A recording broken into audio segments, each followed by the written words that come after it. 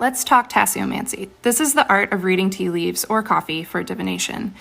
In this video, I'm going to talk about the supplies that are essential: teacup, saucer, teapot, and tea. So for the teacup, you want wide and shallow. This helps with deciphering the designs. So if something's printed on the inside, it makes it harder to do this.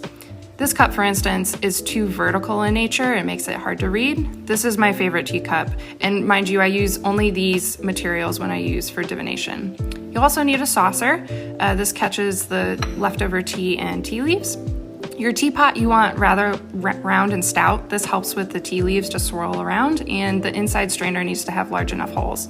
This is actually my favorite teapot that I use. I used to have a pet rabbit once, and she has now passed on, but I like to think she helps me with my readings. My best readings have come from her teapot.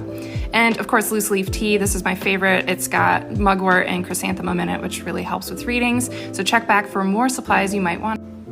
So in my last video, I talked about the basic supplies for tea reading. In this video, I'm going to talk about a few other supplies that you might want to have on hand. However, these are by no means necessary. So incense is great for cleaning your tools, also setting the space, calling to divinity. Teaspoons are great for stirring in your tea. I like using this one because it has a caduceus on it, which calls to Hermes, who is a psychopomp and brings messages between the realms. Another great thing to have on hand is a candle, which lights the way for any spirits that you're working with. This one has mugwort and beeswax. I love adding flower essences and tinctures to my teas. This one is called Over the Hedge, which helps you connect. And then anything else that will help with your divination. I am partial to this apophyllite cluster, but talismans, statuary, oils, whatever helps you. And of course, your journal to record your readings. So follow along and I'll show you the next steps and how to get started.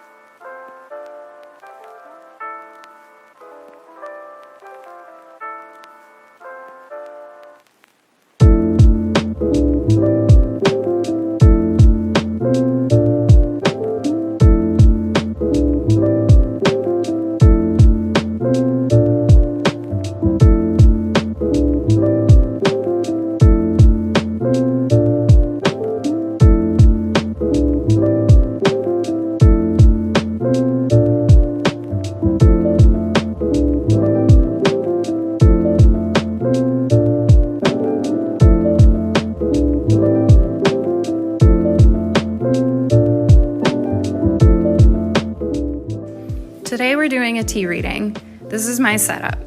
So you want to make sure that your tools are clean and clear of any energies by washing them, cleansing them with smoke, or rinsing out with hot water. I like to use an electric kettle for hot water. Put in 3 teaspoons of your tea into your teapot, and then pour in your water and let it steep. I like to add 1 teaspoon of the tea directly to my own cup. And while steeping and throughout this entire process, you want to ask your question and be focused. Then you'll pour your tea into your teacup, and this is a good time to add any flower essences or tinctures that you'd like to add. Then stir and sip while thinking about your question.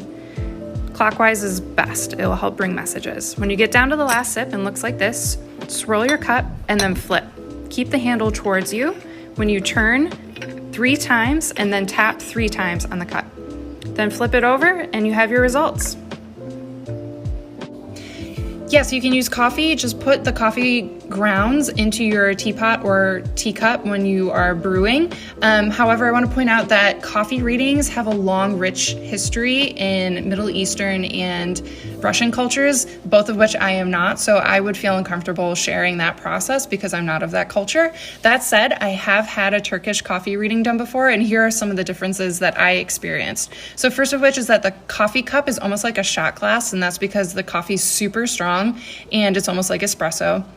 Second is that in these cultures, it's typically bad luck to do your own reading. So you would go to like your grandma, your auntie, a reader, a friend. You wouldn't read your own cup. Third is that they drain their cups for like 15 minutes. Like it took 15 minutes in order for my reading to appear. And while it was draining, I had a coin on the bottom of my cup. And that's because my question revolved around my career. So Tea readings are some of my favorite things to do now that the weather is starting to get colder. And in my past few videos, I showed you not only the supplies and the process, but in this video, we'll talk about interpreting your results. So you've just flipped over your cup and you're like, what do I do, right? So you put the handle towards you, and I recommend you break out your journal or your notebook and you just put down whatever you see. It might look like blobs at first, but this will really help you with not only recording the results, but helping you kind of figure out what the symbols are and interpretation. These are some of the symbols that I saw in my cup. So then after you're done with that, you want to divide it into 3 sections. The first section will be your past, the middle of the cup is your present, and the third section around the rim is anything that's in your future. So I hope you enjoy this type of reading, and if you hang in for my next video, I'll share some books in case you want to explore more.